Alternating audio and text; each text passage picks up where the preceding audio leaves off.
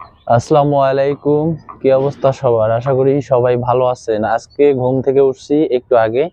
ওঠার পর ছাদে আসলাম।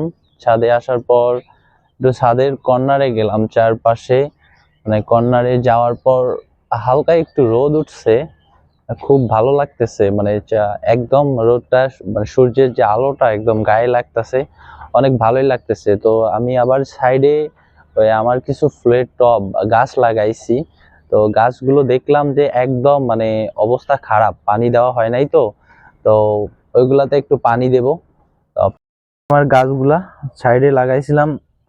আসলে ছাদে এখন মানে রোদ পড়ে তো, আর হচ্ছে শীতকাল, এই জন্য গাছগুলোর অবস্থা তেমন একটা ভালো না। একটু পানি দিতে হবে, আমি পানি নিয়ে আসতেছি। এই যে একটা দুইটা তিনটা, আগের বার যখন এখানে ফুল লাগাইছিলাম না, অনেকগুলো ফুল হয়েছিল একদম। এখানে ভরপুর আরো অনেক গাছ ছিল, গাছগুলা রোদ ছিল, রোদের সময় মারা গেছিল।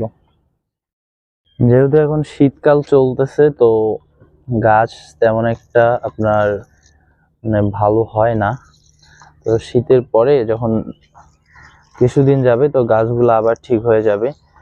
এখন হচ্ছে সব সময় কুয়াশা থাকে, তারপর হচ্ছে মানে ভালো ওয়েদার থাকে না, তো এই জন্য। আর এখানে বিভিন্ন ধরনের গাছ,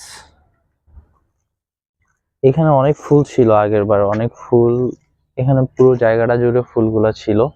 তো এই ফুলগুলা হচ্ছে যখন গরম গ্রীষ্মকাল আসে, তখন প্রচন্ড রোদে মানে ছাদে তো অনেক গরম থাকে, গরম হওয়ার পরে গাছগুলা মরে গেছিল।